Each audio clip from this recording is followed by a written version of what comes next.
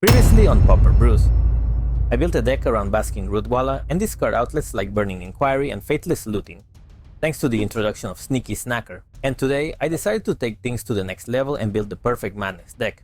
The plan is to run cards that can be replayed from the graveyard, such as Sacred Cat, Lunarch Veteran, and Molten Gatekeeper, even if they are discarded. Discard outlets such as Raffine's Informant, Scrapwork Mutt, and Thrilling Discovery to abuse the ever-present Basking Rootwalla and Sneaky Snacker, along with the newest addition of Battle Screech, which, when combined, can gain you a lot of life, ping your opponents, and sometimes both.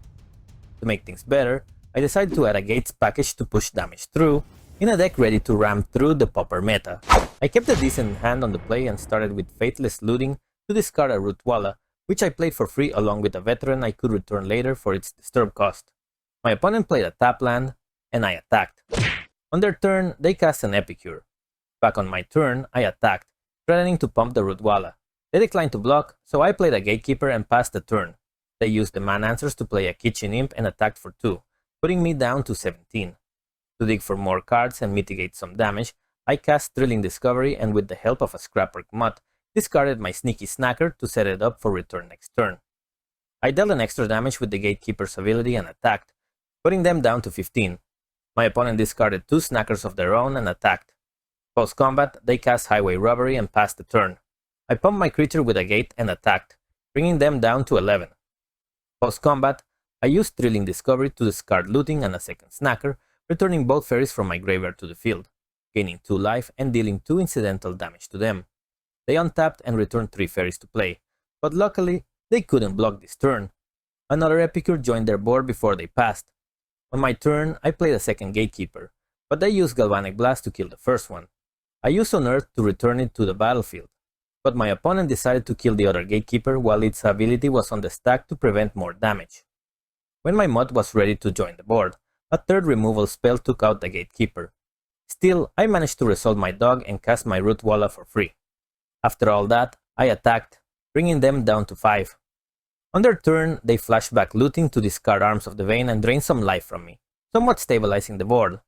That said, they chose not to attack and passed the turn. I drew a Lunarch Veteran and returned a Gatekeeper to gain life and push more damage.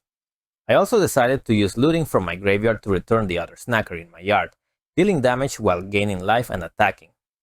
My opponent blocked with an almost empty board and on their turn cast Highway Robbery to put more creatures on the field, while Vampire Kiss drained more life from me.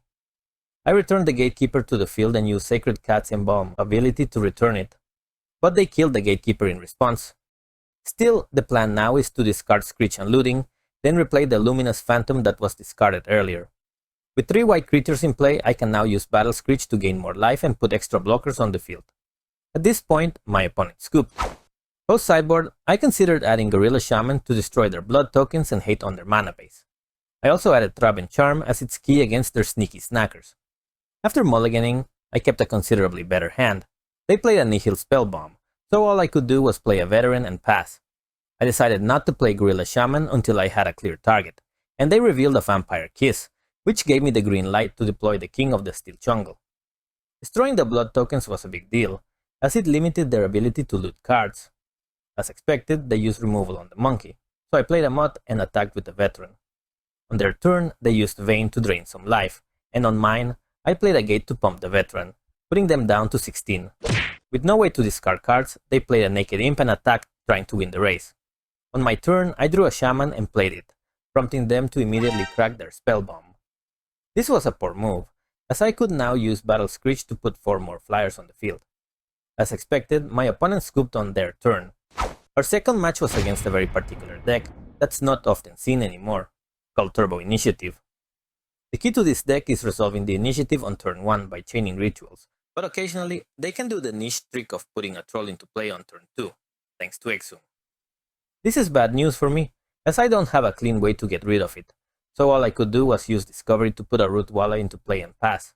I went down to 10 after they attacked, and on my turn I used Looting to search for more cards and put a Veteran into play, hoping to gain more life as I played more creatures. Unfortunately, they played Crypt Rats, ruining my plan. Now, all I could do was gain as much life as possible before the board got wiped. On their turn, they attacked, putting me down to 5, and with the help of a ritual, they dealt little damage while clearing the board. so we move on to game 2. Trap and Charm would be key against them, so I sided those in while cutting the Battle Screeches, as they don't pair well with their Crypt Rats. I mulliganed my first hand and kept a decent 6. Instead of playing the Sacred Cat right away, I decided to use Looting to discard it and play it on my next turn. My opponent played a Curious Creature, and on my turn, a second Looting brought the Snacker back to the field, and the Embalmed Cat joined the party. They attacked for 1, and on my turn I used a gate to pump my Sacred Cat and attacked for 7, causing them to abruptly scoop, moving us to the third game. This hand was okay, with a couple of creatures and some interaction, so I kept it. As we developed our hands, they played a Shambling Ghast, which was bad news for my cats. Still, I played one along with a tapped land. On their turn, my opponent eventually chained spells to resolve an Avenging Hunter, taking the initiative for themselves. With this in mind, I played a Sacred Cat and aimed to use a Trap and Charm to kill the dragon, but they used Snuff Out to save it. On their turn, they advanced in the dungeon, pumping their dragon. Back on my turn, I attacked with my cat to take the initiative, and decided to use my Battle Screech to increase my board presence. I went down to 7, and they took the initiative again, dealing 5 damage to me. In response, I attacked and scryed the top cards of my library to craft my next turns. Then, I played a second cat, used the flashback ability of Battle Screech, and removed their only threat from the board with the second Trap and Charm. On their turn, they hardcast a Troll, and on mine, I used Looting to put a Root Bola into play, pumped a cat to gain some life, and decided to attack with everything, bringing my life total up to 9. They attacked, taking the initiative once more, but after being unable to find an answer, they scooped. Our last game is against everyone's favorite, Grixis Affinity. While we set up, the main plan is to recur our creatures and start pinging their life total with the Gatekeeper's ability and Battle Screech. I attacked, and they used removal on my veteran, so I played a Gatekeeper and passed the turn. After they used Deadly Dispute and drew 3 more cards, thanks to Ichor Wellspring, it was our turn again, so I decided to use Battle Screech and attacked with my Gatekeeper. On their turn, they played Blood Fountain, a Mere Enforcer, and an Artificer to flood the board. I had no other option but to play a second Gatekeeper, return the veteran thanks to its Disturb ability, and use the flashback on Battle Screech to put more tokens on the field. More importantly, I dealt 6 damage to them by adding more creatures to the board. On their turn, a Refurbished Familiar forced me to discard a Sneaky Snacker, and they used another Deadly Dispute to draw 3 more cards. They also attacked with their Mere Enforcer, and I was happy to trade it for one of my Gatekeepers. However, they used Galvanic Blast to kill both my creatures. I untapped and pumped 2 of my flying creatures, threatening lethal if they didn't block, forcing a trade and putting them down to 1 life. After returning 2 creatures to their hand, the opponent scooped, and we moved on to our next game. Obviously, against Affinity, we bring in all the hate we can get, so in total, I sideboarded 9 cards. While we set up, I used Rafine's Informant to loot away a Sneaky Snacker, and on their turn, all they did was play a Wellspring. Since I drew Discovery, I could now discard a second Sneaky Snacker and a Sacred Cat, putting all 3 creatures into play and attacking in the process. My opponent untapped and used the combo of Toxin Analysis and Krarklan Shaman in an attempt to kill my board, but it didn't affect my fairies. Still, they resolved the Mere Enforcer, which could be somewhat problematic.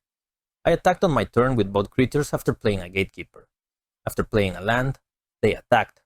Drawing a gate was great news, as I could now pump my Gatekeeper. Unfortunately, they used removal on it.